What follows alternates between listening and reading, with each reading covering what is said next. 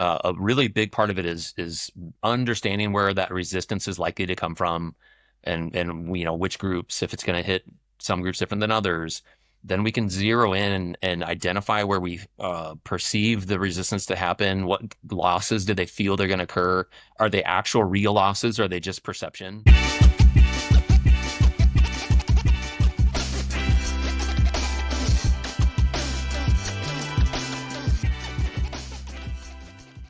Welcome to Avidly Talks, a mostly marketing, sales, and HubSpot focused podcast. Today we're talking about change management with my colleague Mike from over in the US. How you doing? I'm doing great, Paul. How are you? Yeah, I'm good, thank you. Spring has definitely sprung over here in the UK. We always end up talking about the weather on these when I have colleagues on because we're scattered all over. Good morning for you, isn't it? Still, technically. Yes, yes, it is good morning. It is 9:15 here in Kansas City. Spring has definitely settled in. I've had to mow my yard already. I'm getting my landscape cleaned up. The birds are chirping. Yeah, it's a good time of year. I'm on the. We. Are you aware of cricket as a sport? Yeah, yeah. The WhatsApp group with the club, like barman and chairman, groundsman, sort of help with the social media. That's this week's grass cuttings. It's only Wednesday. Nice. So yeah, he's just getting it ready for the new season. Um, right. There's a pun or easy, cheesy link there to something to do with changing into a new season, but you're here to talk about change management, helping our clients through it, helping your teammates through it. Um, Basically, why is that such a good topic for you to talk about?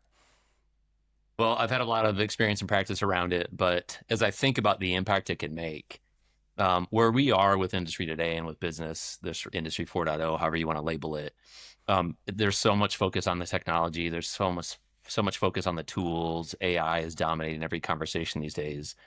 What change management can help us do is really think about the people and keep the people in mind. With so much innovation happening, with so much change happening, we need to be thoughtful about the people and how can we give them the right support to move through change effectively. And right now, that's with such an increase in focus on all these cool new tools and AI, we're just kind of at times not thinking about the people and how do we get the people comfortable and ready to actually put these tools to work? Because it still is going to take people to put the tools to work. So you've been at Avidly 6 months or so now as part of the Avidly team. You've been at Blue Frog for a couple of years. What's your background with change projects throughout that time and before?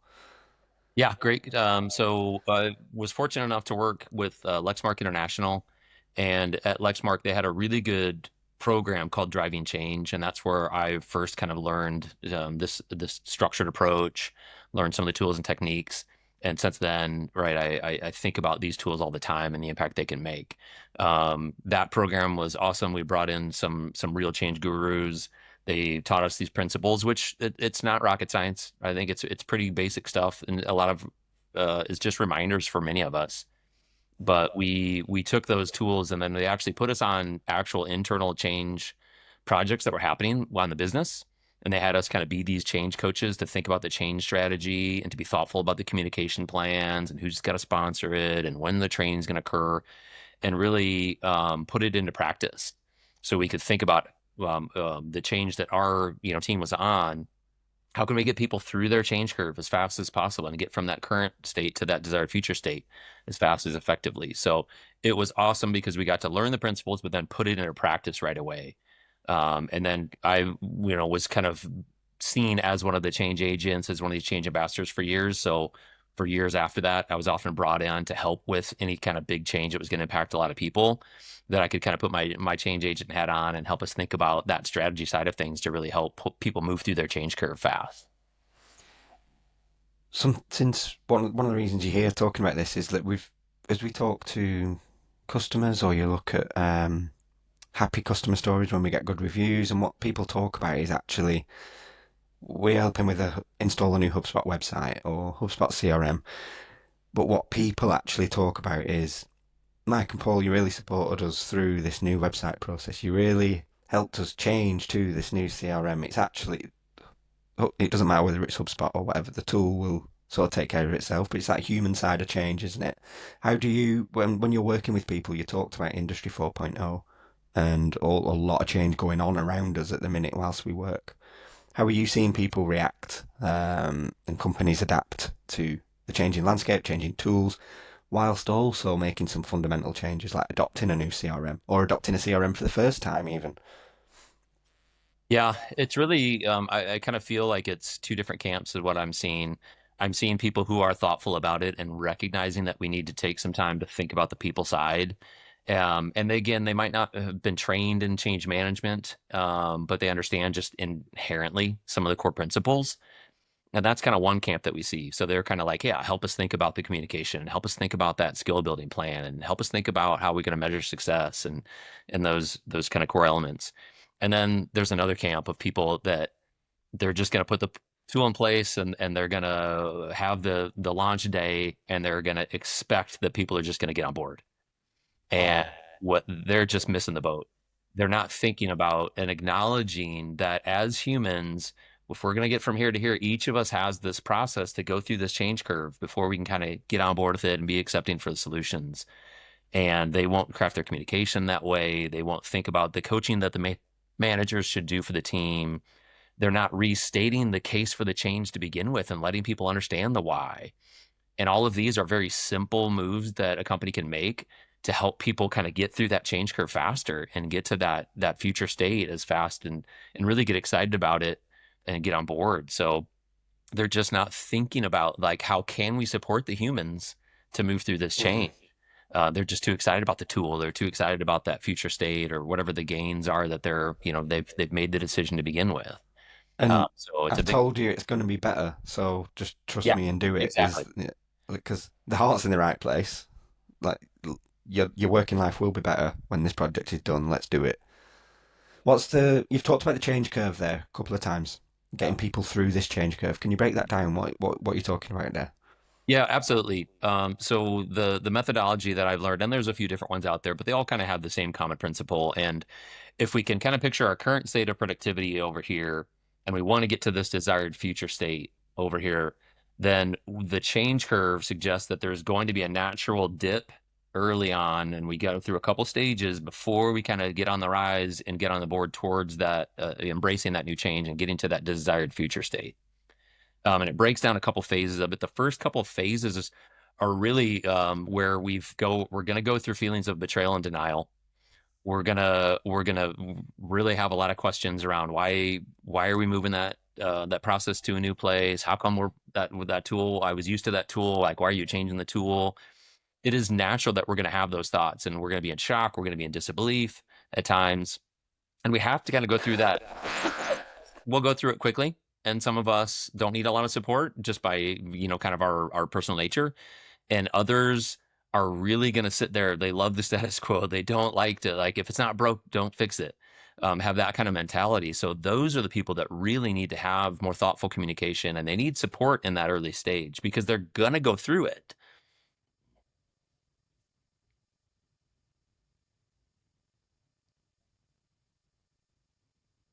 Oh, I've lost the auto, Paul. Are we back? Yep, gotcha. Is that a common thing in somebody's like entire life, or is it to do with certain aspects? So, like, do they like sitting in the same seats at a ball game? Do they like driving their car and uncomfortable getting a new one, or is it just specifically a work thing? I think it's definitely a little bit of human nature. It probably shows up in multiple aspects of a person's life. There's some of us that are the early adopters, right? I'm the guy that's going out and getting the latest tech and playing with the latest tools. I'm comfortable, grabbing the alpha or the beta and realizing that, hey, there's going to be some kinks. There's going to be some things that are off, and I'll stomach those because I want to try and test it out. There are others that don't ever want to be that first person to test out a new tool, a new And there's technique. nothing wrong with that. There's nothing wrong with that. Absolutely. So there's definitely a little bit of human nature. But the good thing is change management is a skill. And as a skill, we can practice it. We can get better at it. We can learn to improve and we can build up a new muscle, a stronger muscle. So yeah, it's a little bit of human nature and kind of personality traits, but it's also a skill that can really be practiced and improved. And I guess a strength of knowing I'm not an early adopter. I thrive when everything's settled and I can keep maximizing the benefits, even though someone like you, Mike, as an early adopter, might have got bored 6 months ago. I'm really cranking out the results now. So anyway, I derailed you. We go through betrayal, denial, and then Yep. So there's kind of two final stages. So we've gone through that dip. We're getting through that shock and disbelief, and then we're in the stage that's called the identity crisis. right, We're still suffering on some level. We're still not quite entirely sure what's going to change. Is my role different? Do I still get to work alongside this, colleague I've sat by for years? Is my routine going to be different? Like, how am I going to log into this new tool? And is how, it's going to take me a while to really figure it out. I'm not but going at to be, least you're engaging now. you're engaging, right? Yeah. Yeah. So you're starting to come back up, but you're not quite fully on board with where that desired future state is going to be. So we get through that identity crisis. Again, we need to support the individuals there too. And then eventually we get into the acceptance phase. And that's Right. when we're searching for solutions. We're really on board. Things are starting to click. We're starting to understand how to use the new tool or how that new process is going to work, or even just how to work with a new team. If maybe that's the change that hit me is my team structure changed. Right. Um, but on that point, then we're on board and we're starting to kind of come up out of that change curve and get from that current state to that desired future state. Nice, nice. I think that the words are very emotional, is what stands out to me. So when we're talking about the human element of it and being thoughtful for that, it's not just practically thinking of timing and mapping out phases and things like that. Betrayal, denial, crisis. These are all powerful, powerful emotive words, aren't they? Yeah, absolutely. And that's where, right, the focus here is really about the people. Oh. So there's kind of a core concept. When change is designed for the people, not just for the systems, you're going to build lasting behavior. You're going to get that adoption you're after.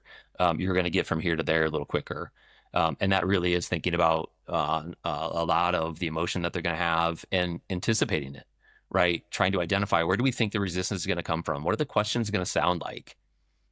Again, it's not rocket science. So if we just put a little bit of time to think about those in the different audience groups, then we can really think about what kind of communication do they need and when do they need it. We can think about that, the managers. How can we give them that FAQ? How can we give them a coach guide? So when their team comes to them, they actually have answers to the questions. There's an So it sounds like putting doesn't it. Go on. now go ahead. I was going to say, it sounds like, yeah, you might have made the decision you're changing to that tool or you're changing the structure or whatever the change is in your business. But it's making the decision and starting the change. There needs to be a bit of a gap in between so you can get these things in place. Yep, yep, Yeah. absolutely. And that's one of the core principles. I know, one of the, as we kind of prepped before this, you wanted to kind of think about some of the pitfalls were there.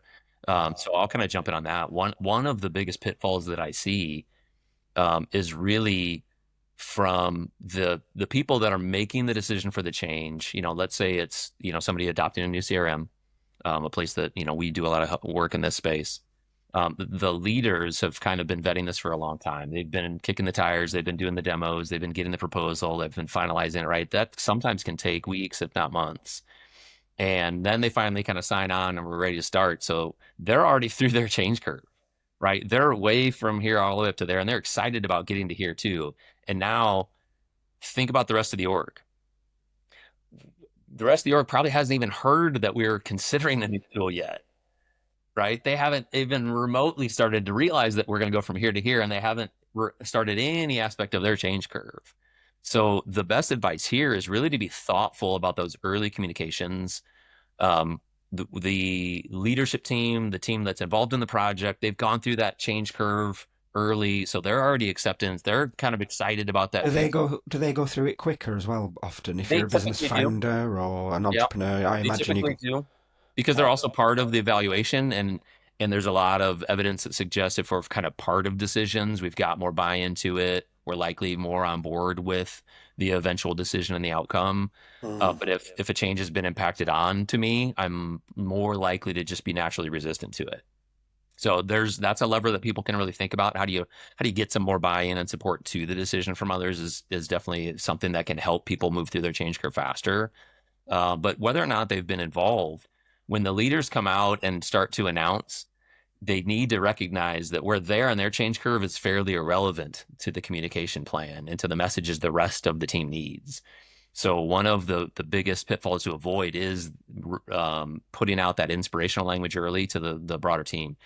Early on, when people are going through that dip in their change curve, they really need informative communication.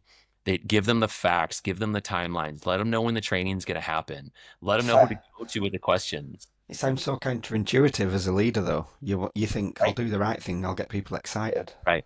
It is, and that was a really big unlock for me when I went through this, is just recognizing, because again, I'm an early adopter, so I'm really excited to rush and get over here, and I can see that, I can picture it, I can feel it, and then my emotions kind of tie into that as well.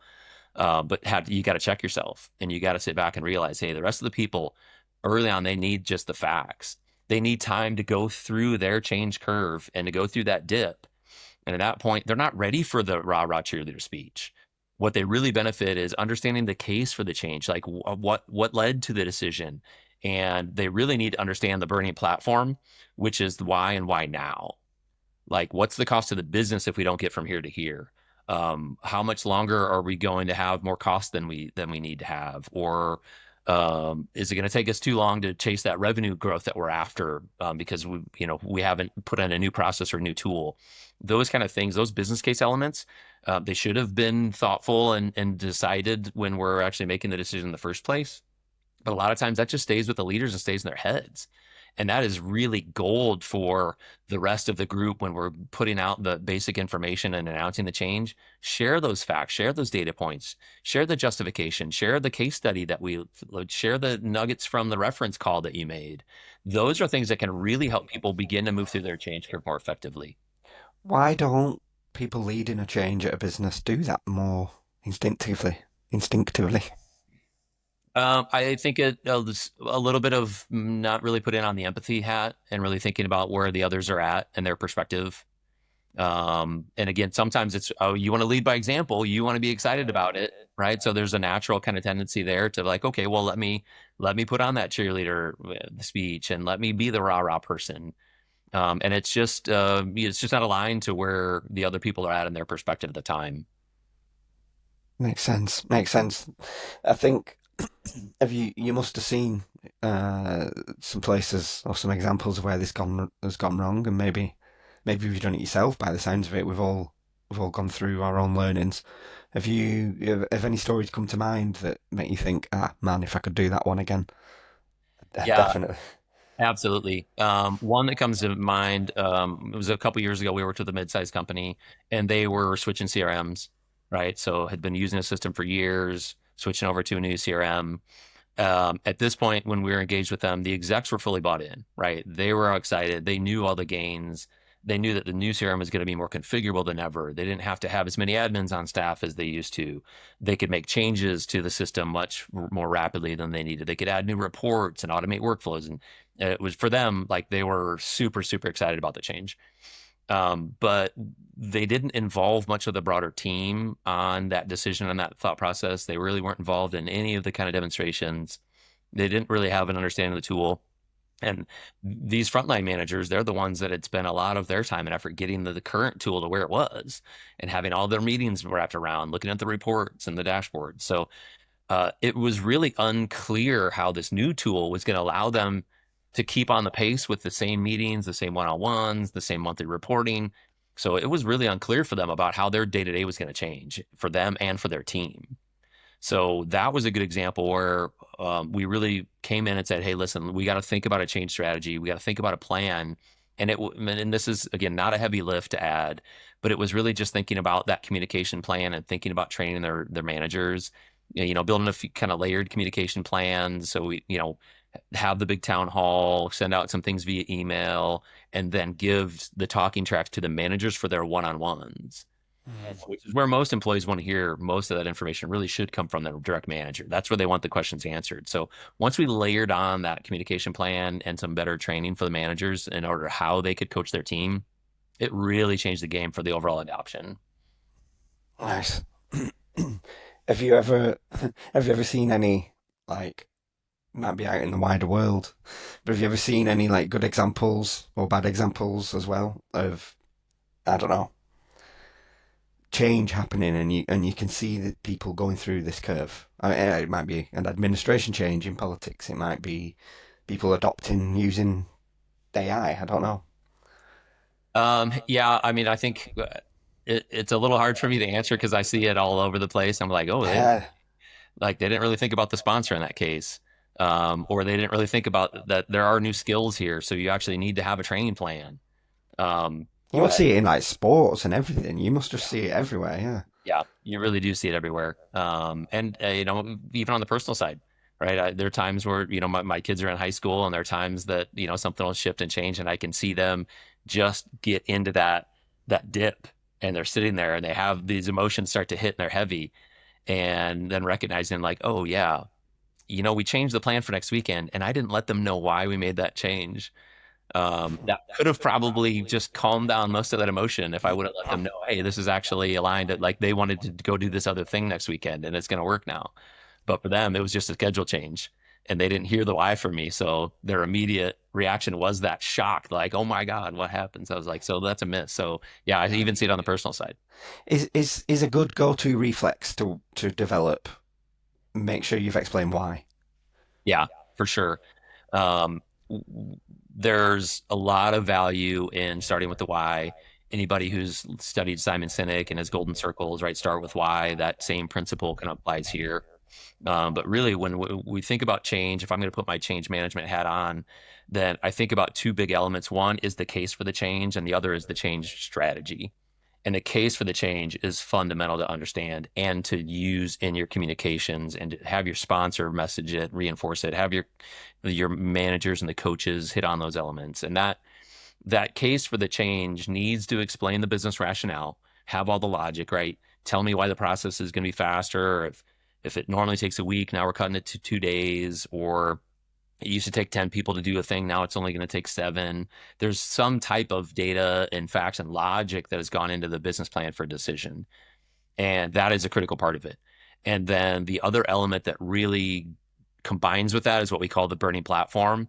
That's what's the sense of urgency. So the business case is kind of the why, the sense of urgency, and this burning platform is the why now. Those two together become really, really powerful for people to recognize there's been a lot of thought and that's gone into the decision of going from this state to a future state, and it is a better spot, and it is a better spot for all of us to be. And if that gets shared, communicated, and then revisit it, reshare it, have the repetition to keep bringing up those business case metrics and help them really understand why we have to do it now. That should help people start to move through that change curve a little faster. What advice would you give to people who are perhaps the ideal scenario would be to do everything you've been saying? Slow down, get the lead comms in place, get the support, one-to-one support lined up, and all that kind of stuff. But sometimes that's just not possible. It might be a change forced upon you as a business. Yeah. What would your advice be for people in that situation? Well, in that situation, the biggest thing is to really think about your different audiences and stakeholder groups and to really try to pinpoint where do we think the most resistance is going to happen. Um, if there's a certain group that's impacted in a larger way than others, maybe we give them the focus and try to pull a couple people, like just check in with them. Like, hey, have you heard about this change? Like, what are your thoughts about it? Where's your head at? What kind of concerns do you have? A really big part of it is understanding where that resistance is likely to come from, and which groups, if it's going to hit some groups different than others, then we can zero in and identify where we perceive the resistance to happen. What losses do they feel they're going to occur? Are they actual real losses? Or are they just perception? And then the rest of our plan can really orient at mitigating the impact of that resistance. Especially if it's just a perception. If people think a process or a tool is no longer going to be available and actually is, then great. Just have that question, hit that question head on, and they can just set that fear aside. All right. So a lot of times it's really, if there's anything to focus on, it's really try to understand where that resistance is going to come from. And then just think about what's our best way to mitigate and reduce that resistance. Is it just having a sponsor that's visible? Maybe that's enough. And a change plan doesn't need to be more robust than that. What do you Um, mean? What do you mean by that? Having a sponsor visible, what does that mean? Yeah, having a sponsor visible is definitely one of the big pitfalls that I've seen a lot too. So having a sponsor visible is really about having someone that the people can see that's going to champion the change. And it should be someone at that senior level. And they shouldn't just be, off in the distance, but they should be actively part of the trainings. A lot of the communications should at least have them as part of the communication, not necessarily giving all the communication, but they need to be there and they need to be reinforcing that vision for the change. Like, what is this business case? Like, and why now? That visible sponsor also sometimes can really help work across different stakeholder groups. If it's a really big, like company-wide impact, they might need to get a couple other department heads to be part of that coalition with them. Right. And now we have people that are close to all the teams, checking in with the teams, but really walking the talk and leading So it's by a bit of example. a go-to for sort of me and you might be doing the one-to-one, and you're managing me, and you say, look, I, I, I don't have all the exact ins and outs on that, but John over here does. So why don't we go and have a chat with him, and he can answer your questions in more depth. Yep, Yeah. yep, absolutely. And the other big part that visible sponsor can really impact is adding that authority and credibility that the change is needed and that we've got to get from here to here to be a better business, to be successful. And they really can help demonstrate that the company is committed, the organization is committed to that change, and then they themselves as well. Because there's nothing that's going to slow down a project more than anyone that feels like this is an optional change.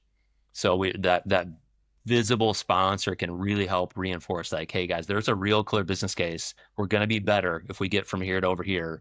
Then let's all get on board. I'm excited about it. I'm here to support you.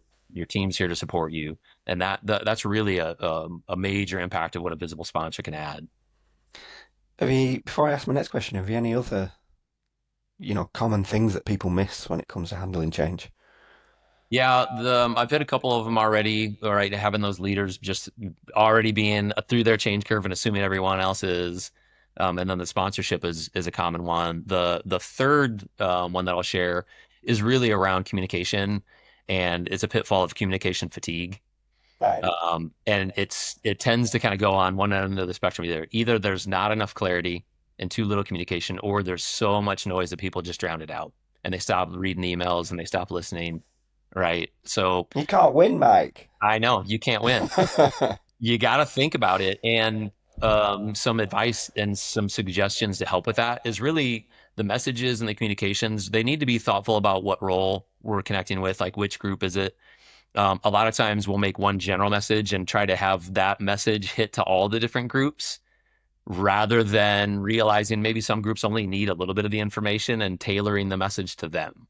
Right. It's something that we know as people that do a lot of marketing, right? You got to hit the right message, the right people at the right time, and trim out everything else that's irrelevant for them. So when we're creating our communication plans, it can be different by role or by team sometimes, and that's good. That can be okay. But then also with it, I've mentioned the managers and their role. They really are the linchpin in so many change projects. So really equip them with the talk tracks, not just the timelines, but give them a talk track, right? Have them reinforce that why of the business case. Give them the FAQ of the questions we've anticipated. Let them know where we think resistance is likely to come from their team. Because really, all overall, a change plan that doesn't have good manager coaching is just a series of emails, probably. And I imagine that works up and down the chain as well. Sort of could be a marketing director who's getting a CMO or the rest of the C-suite on board, as well as their own team and the sales colleagues across the street and things. What are those signals that people need support in the organisation? What are some of the if someone's in identity crisis or someone's in denial? Are they just refusing to use the tool? Are they sulking at you? I'm talking about employees now, not just the Yep. kids. Yep.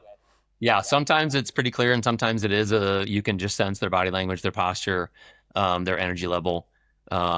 There's usually a good time to check in after a training, right? Have a good follow up after, like, hey, did this make sense? Is it starting to soak in? Or is this frustrating? Like, where are you at on the thought of adopting this? Do you start to see where that business case is coming for us to get to a better future state? And I'm starting to see when you said about the managers being key. So big organisation, post Yep, training survey, easy. But exactly. then line manager, go and talk to your people. Yep. Just have those check-ins, right? I can't underscore that enough. Because some people, again, they might share and it might be very open and visible. There's others that are going to be kind of almost silently quitting on you, and you're going to have to check in with them, and you're going to have to kind of pry and find out, Mm. like, really, like, is this making sense? Do you understand? Do I need to restate the why for you? Are you making the trainings even? Did you check that, document that got sent out? It really just takes a little bit of follow up to check in, and you'll get a pretty good sense and read then of kind of where people at. Are they getting through their change curve yet? Are they starting to get excited? Or they still just have a lot of questions? That's more than anything one of the biggest signals. If they still have a lot of questions, and it's questions around like, why is this happening, when and where, then that means we're missing something in the communication. We're missing something in that coaching. And I imagine people can be in denial and not know it. Yeah, sometimes. Yeah, Absolutely.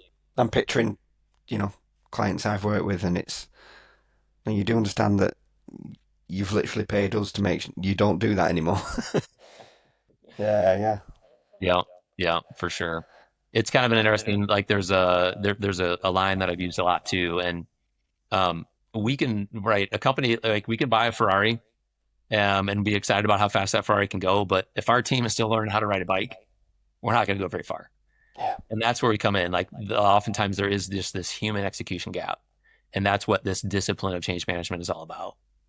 Nice. Discipline's coming out actually as a theme. I think that's maybe the first time you've said it out loud, but it is discipline to wait. If people are needing support to come through the crisis phase, give it. Otherwise, the whole thing's a waste of time anyway, isn't it? Yeah, absolutely.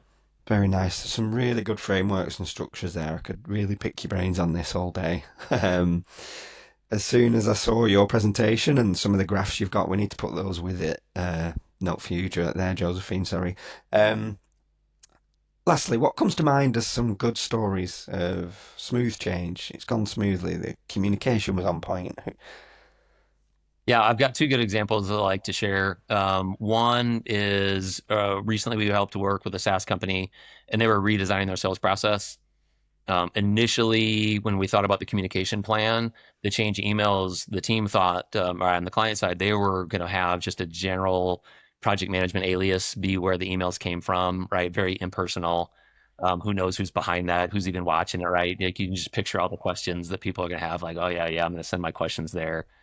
So when we got into it, we're like, hey, you got to flip that. All right, this is talking about your sales process. We need the VP of sales to be the one that's engaged and being the voice behind this communication. So with them, it was a real simple shift, less emails and more VP talking to their team. And a kind of a key point with that group was we flipped the VP of sales. We got him on board to just record a quick little 60-second update every Friday, share a couple team wins, kind of personalize it to where people at getting through their curve, share any kind of learnings, right? Acknowledge some of the elephants in the room if there's, something didn't work right in the initial rollout. And just having that little check-in from, right, somebody that was really directly on their team at the leadership level, it really, really shifted that adoption mindset with the team. And you could start to see people really leaning in. You could start to see people sharing their feedback as well. You could tell that they were on board of getting Is from that there. always the leader who leads this Not change? Is it? always. No. No, not always. And that really, good segue. I didn't tee you up for this, but so besides the leaders, one group that can really be impactful and powerful is a group of change agents, call them change ambassadors. So another good example that I was going to share, there was a professional services organization we were working with, and they were implementing a big workflow automation. And with them, as we were co-creating the change plan with them and that strategy, we really identified that it was going to be a big benefit to have a cross-functional change agent group. And this was like getting down to the user level, right? People within the different teams, the different departments, not just the execs. Like, we still had some sponsorship plans and all that, but it was leveraging this change agent group, getting them formed, and they really served as these change ambassadors. And they were that team that the employees could really lean on and learn from. These were peers that were sitting next to them, right? They were doing the same roles, doing the same job. And these were, right, people that weren't hard to find. These individuals are usually pretty obvious in most orgs. You can really tell someone who's like me and maybe is an early adopter, someone who's going to be excited about it, someone who's going to be a good coach, a good, confidant. So identifying that group, they really became the voice of the transition for that project and for that organization.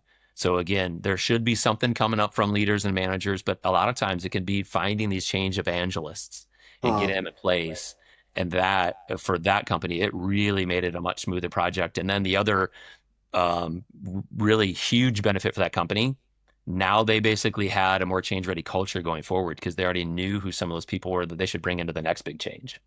do people drop off on that scenario in particular where there's a group within the group who's spearheading or leading this drive through the change curve? I imagine that feels doubly betrayed. You know what I'm saying? You feel doubly betrayed if you're not in that group and all those guys are racing ahead. It can, and if you come across someone that has you're sensing that's kind of where they're at, that's likely somebody who should be a candidate to jump into that change group next time, or Right. somebody to pull into those early conversations. A big part, like if this is a really really big change, like really implementing a new CRM across the company, that's going to impact a lot of people, right? So part of the guidance is really to go out and actually do some stakeholder interviews early and check in with people. And that would be the kind of person that hopefully you've got to read on. This is somebody who really wants to be an active part of it. They want to contribute early. Pull them in, Oh, have a conversation with them. And that conversation looks like, hey, we're going to go from here to here. Here's what the change looks like. Hit them with some of that business case and why now. And then just ask them, where do you think resistance is going to come from? What questions do you think people are going to have? Like, who's going to be on board with this and who's going to be just sitting back saying, like, who moved my cheese? Right? Like, because and especially if you've thought, I think that's going to be you, Mike. So let me, you yeah, be, yeah, genius. yeah. So bring them in and they'll help you identify some real key areas to focus on in that change plan. I love that. So I think that's my one bit of. I always finish with like a tip you can get started with this quarter or this month, but I think that'd be mine. From everything you've said, I think identify who you think would be resistant to the change you're going to install and have them help you. Because if you can get them on board, the rest of the team's going to be easy, isn't it? What would you advise somebody to start with if they've got some change project coming up? How could they do it better than they could have done in the past? Yeah, my biggest advice there, really think about your people plan, right? So with as much rigor as we've vetted the technology or the process change, apply as much energy to the people plan as well. And maybe not as much, but be thoughtful about it. So what that might look like, my tip would be really, schedule a conversation with managers this week. If there's some change you're in the middle of, right, go check in with your managers right now. And that check-in shouldn't be about the tech or the process, but check in and see how's your team feeling about the change? Are we having some big emotions? Are we having some heavy emotions? Are you getting a lot of questions? And then use that input to really shape your next communication or that next coaching session. So that's something that you could really, put into effect right now. That's just a quick conversation and just being thoughtful about where are our people at? Are they feeling heavy on this? Is it feeling easy?